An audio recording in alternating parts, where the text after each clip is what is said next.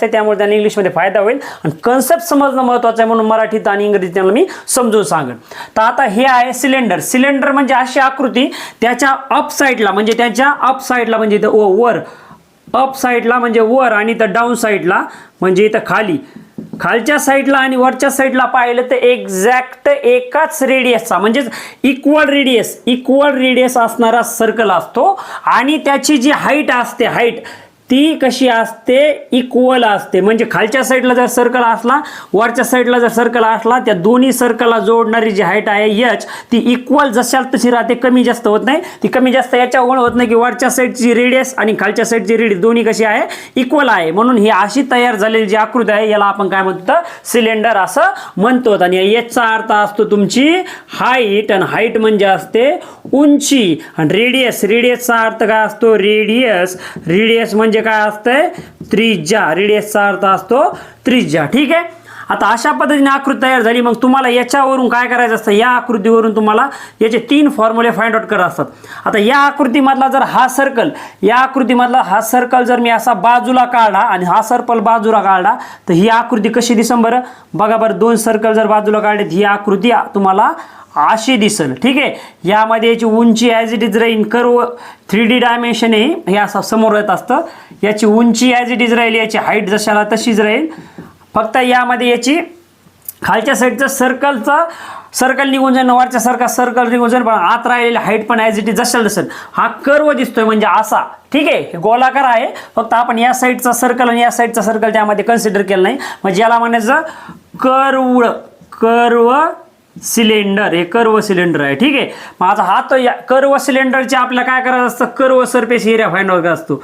Curve surface area आपल्याला याचा curve आपल्याला फाइंड आउट करायचा याचा काय curve surface area find out करायचा. मग आता कर्व सरफेस एरिया म्हणजे जर असं सगळं सर्कल इथून डाऊन साईड पासून अप साईड पर्यंत असेल असं एकदम कर्व तर त्याचा जो बाहेरचा भाग असतो हे सर्कलच्या बाहेरचा भाग असतो याला आपण काय म्हणतो सर्कमफरन्स ऑफ द सर्कल. ते काय असते 2 पाया आर. काय असतं 2 पाया आर. आणि इथून इथपर्यंत म्हणजे ह्या आकृतीत पाहिलं इथून इथपर्यंत याची हाईट कशी आहे ॲज इट इज म्हणून इंटू एच. म्हणजे हे झालं तुमचं circumference of the circle into H म्हणजेच काय कर्व सरफेस एरिया. त्याच्यानंतर आपल्याला काय करायचं आहे टोटल सरफेस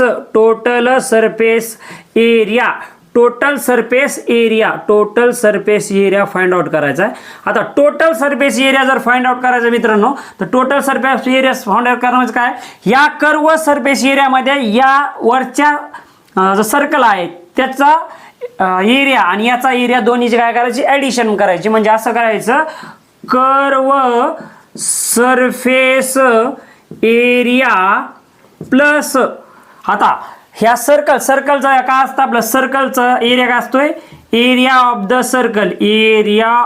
द सर्कल आणि किती सर्कल आहे टोटल सर्कल 2 आहेत म्हणून आपण इंटू केले 2. मग कर्व सरफेस एरिया काय आला इथं 2 पाया R H plus area of the circle काय असतो पाया आरचा स्क्वेअर आणि एकूण सर्कल किती 1 + 1 2 म्हणून आपण इथं 2 ॲज इट इज केले. मग यामधून 2 पाया आर जर आपण कॉमन काढला इथं एच प्लस आर राहिला. म्हणजे हे आला तुमचा टोटल सरफेस एरिया. आणि अजून एक आपल्याला फाइंड आउट करायचं असतंय तो म्हणजे व्हॉल्यूम ऑफ सिलेंडर. म्हणजे त्याला आपण म्हणतो त्याचं घनमूळ व्हॉल्यूम ऑफ सिलेंडर आपल्याला फाइंड आउट करायचंय. मग याचं व्हॉल्यूम काढायचं म्हणजे काय करायचंय आता ह्या साईड पासून इकडे पाहिलं आपण तर इथे खालच्या साईड पासून वरच्या साईडला जर आपण हा पाईप असेल किंवा हा रॉड असेल आपण असा आडवा केला इकडून तिकडे पाहिलं तर आपल्याला पाहत असं गोल तिकडे दिसतो म्हणजे तो आपल्याला सर्कल दिसतो. ठीक आहे. सर्कल दिसतोय तर मग सर्कलचा जास्त एरिया किती असतोय पाया आरचा स्क्वेअर आणि हाईट कशी आहे त्याची ॲज इट इज जशाला तशी आहे म्हणून एच. मग हे झालं तुमचं व्हॉल्यूम ऑफ सिलेंडर काय झालं पाया आरचा स्क्वेअर एच आणि त्याचा टोटल सरफेस एरिया 2 पाया आर ब्रॅकेटमध्ये एच प्लस आर आणि कर्व सरफेस एरिया 2 पाया आर एच. जर एक्झाम्पल लक्षात ठेवायचं असलं तर याचं एक्झाम्पल लक्षात ठेवणार तुम्ही पाईप. अशा पद्धतीने तुमचा सिलेंडर होता मित्रांनो. व्हिडिओ आवडला तर लाईक करा, शेअर करा, सबस्क्राईब करा. जय जवान जय किसान.